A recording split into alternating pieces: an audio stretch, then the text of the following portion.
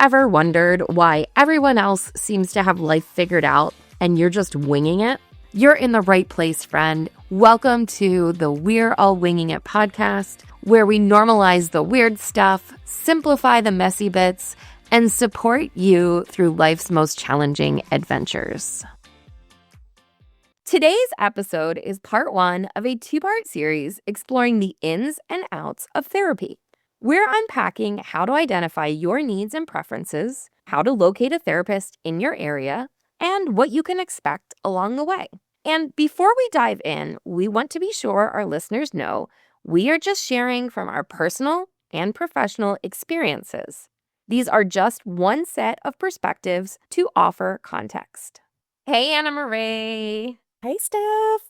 As we prepared for this episode, I reflected on my own therapy journey. Something that stood out to me was the energy it can take to either start a therapy journey or start with a new practitioner. I was wondering if you could help us understand what to expect when you're starting a therapy journey. Oh, wow. I think this is a really good question. I do like this opportunity to demystify the activity of doing therapy, right? New clients frequently, when they call or come in for the first time, they do have questions about what to expect. Sure. And I just can't even tell you the times I've heard, "I've never done this before," and they're very nervous. So I find that, often brief, grounding humor helps to reduce initial anxiety, because if I can evoke a little bit of a chuckle or a laugh to help ease them and to feel human and not so I think what happens, they feel like on stage. Yeah. So acknowledging, for instance, that the couch is optional, that they don't have to lay down. So from the outset, I like to orient clients to the structure of the work. So one of the big things is that sessions are confidential. They're non-judgmental and client directed. I think that there's a lot of fear, particularly I live in a very small town and, Sure. people don't want to have to explain how they know me. So it's understood, right? If I run into you out in town, unless we know each other another way, Yeah. then, we just are your friendly, normal smile and hello if there's a greeting even exchanged. And because that gives them the safe privacy that nothing has to be acknowledged.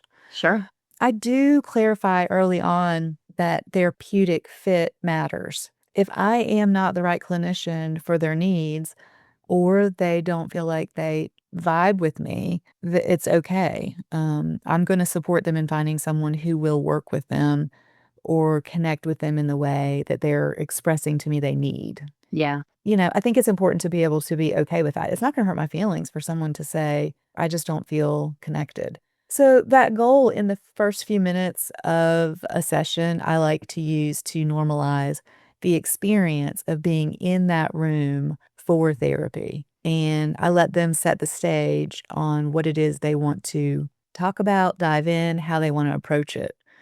I do like for their intake paperwork to be finished before that day of the appointment or just before.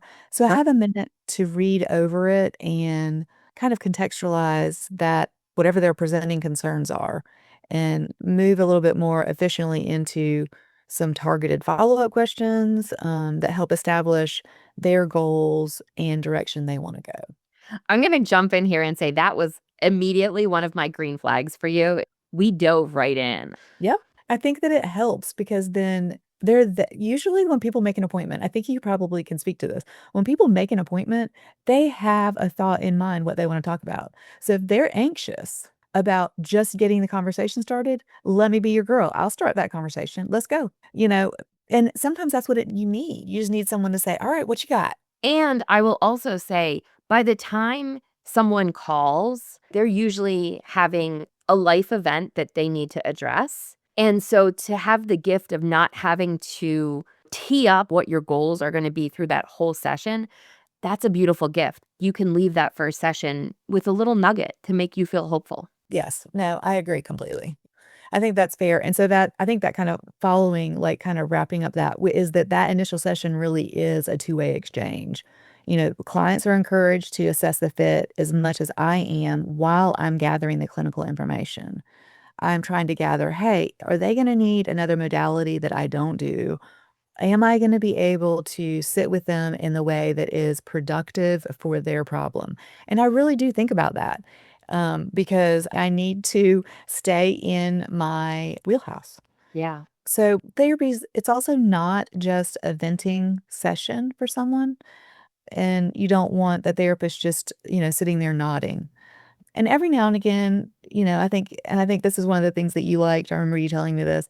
I have a tendency to use selective self-disclosure to reinforce that the therapeutic relationship is a human one. Yes, 100%. It's typical, for emotions to be, activated sometimes, but you don't have to share the whole story. It's okay to be able to say something to acknowledge it. Sure.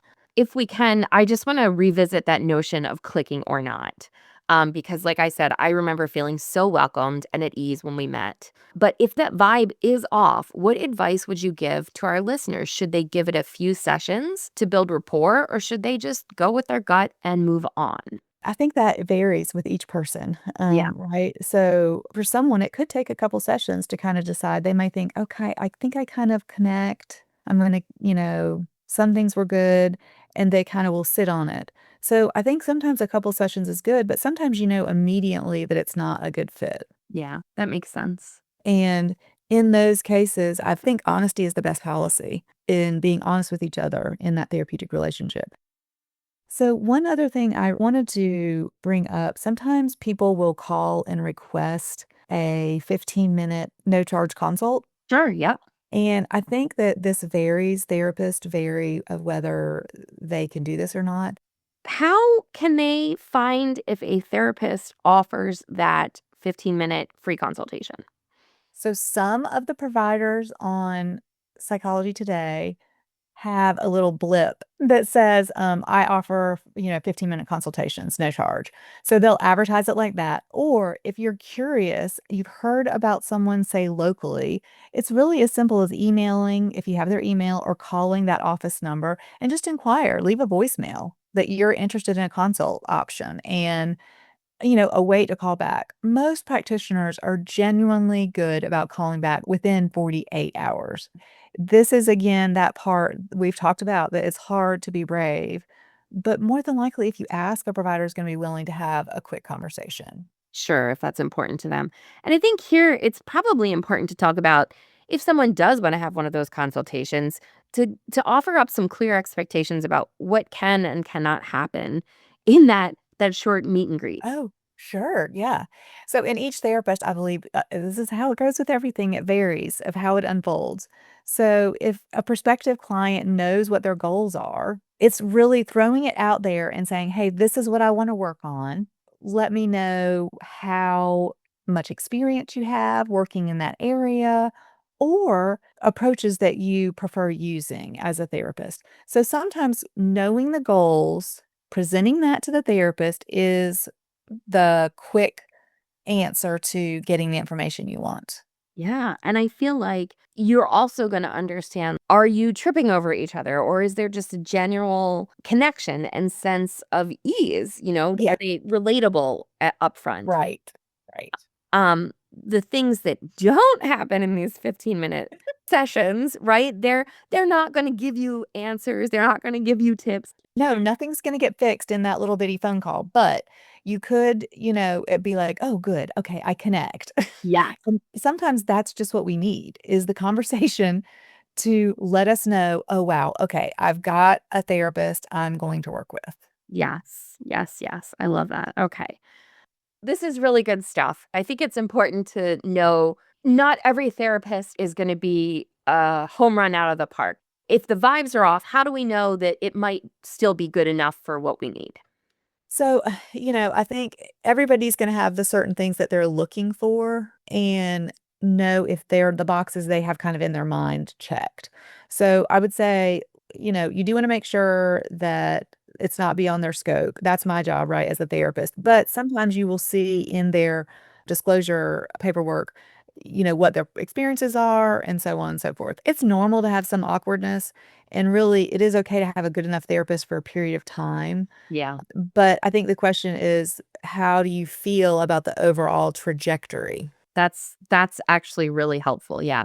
And I think another thing to think about is cultural competence. Okay. Making sure, like, if there's not a fit, if there's, relationship issue, race, sexuality, religion, you want to make sure there's a match there. And so a green flag would be that you feel really heard, not just listened to. Mhm. The therapist remembers details from previous session. Usually notes help that. It's impossible, to remember all the details, but it's helpful.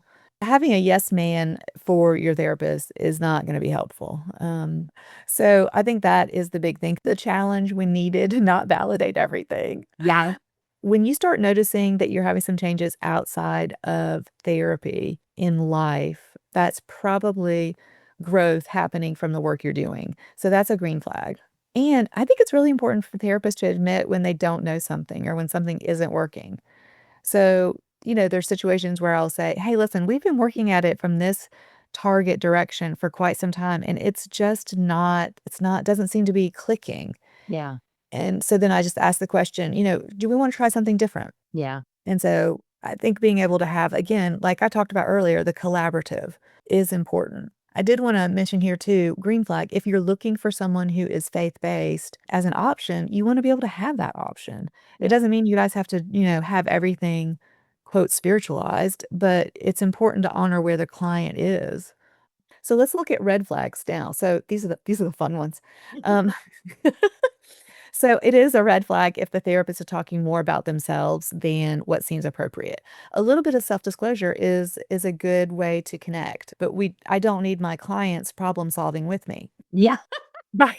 Right. They got enough problems. They're coming to see me for help. Yeah. Or if the therapist seems judgmental or shocked by what you share. Another red flag, they never challenge you. We talked about that. They're consistently late, distracted, or cancel frequently.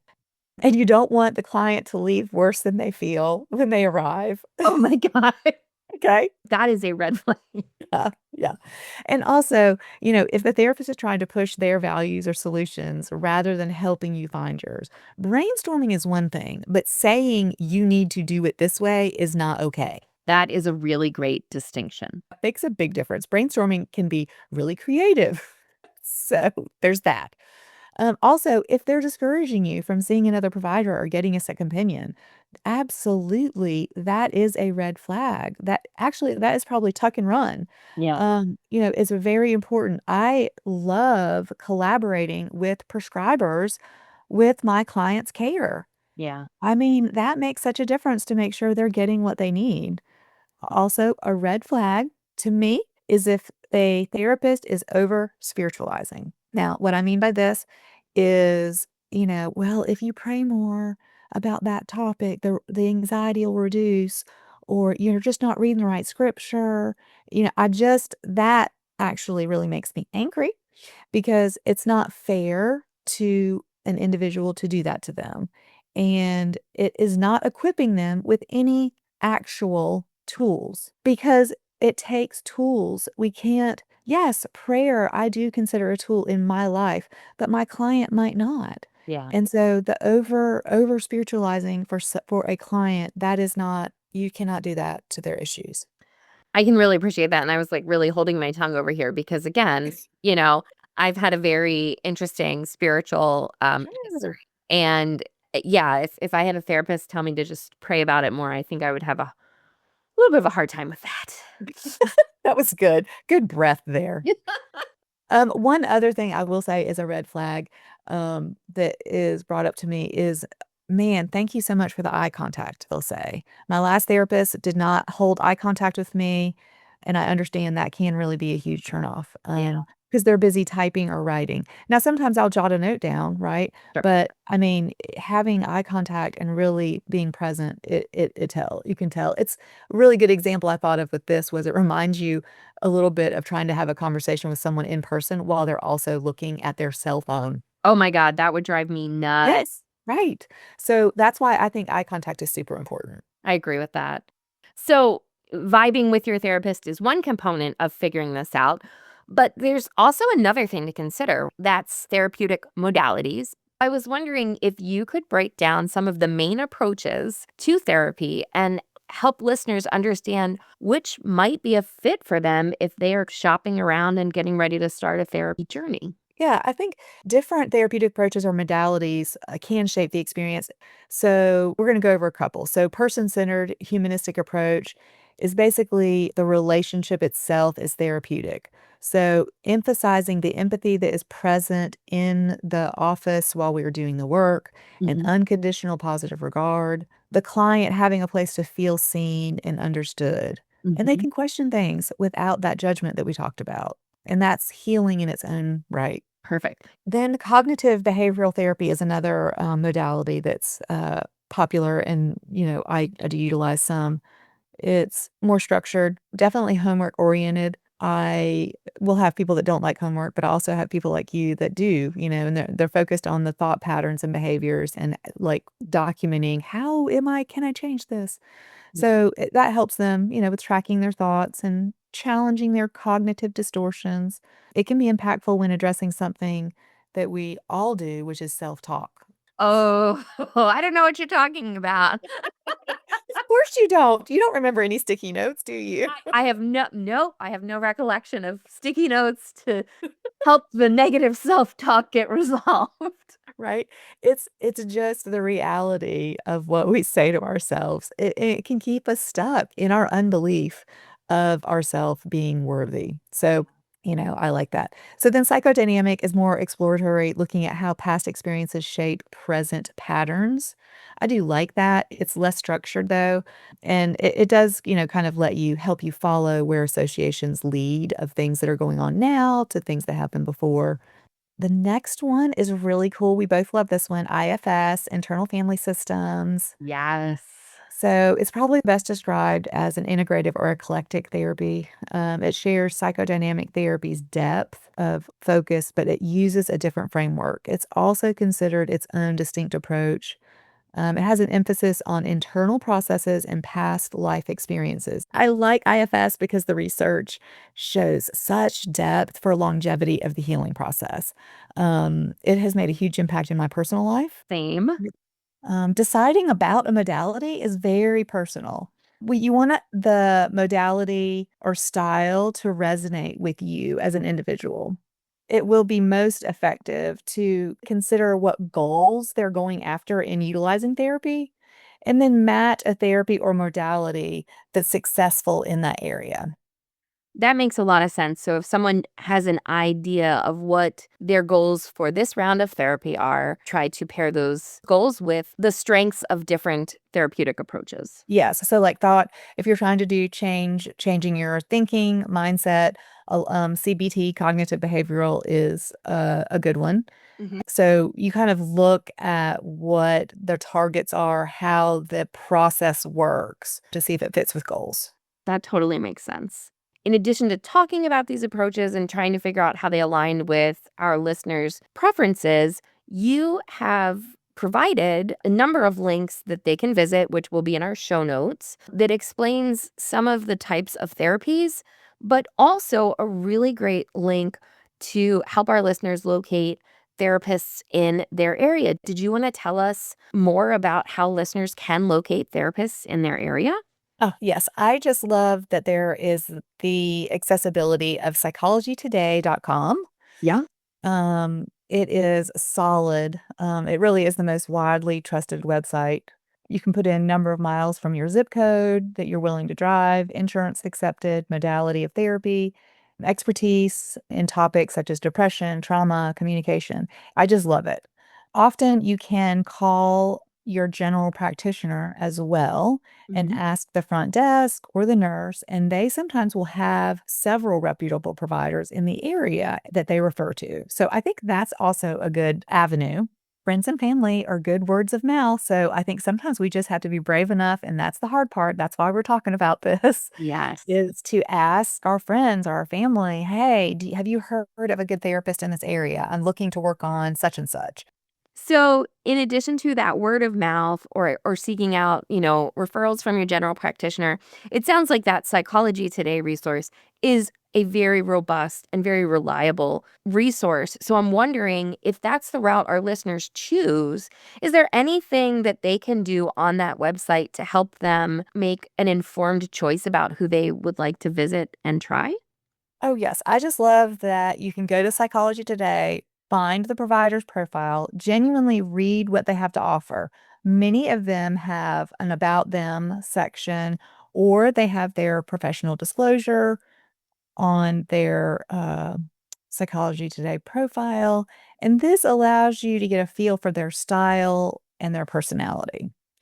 I also think that Psychology Today is good about linking you to the provider's actual website. And listen, taking the time to genuinely read what that paperwork says or that description of who they are and what they do, it really serves as a bio with years of experience, modality styles, and it usually addresses if they're open to faith-based therapy, if that were an option that somebody wanted. People add in sometimes information on their website that is a little bit different than Psychology Today.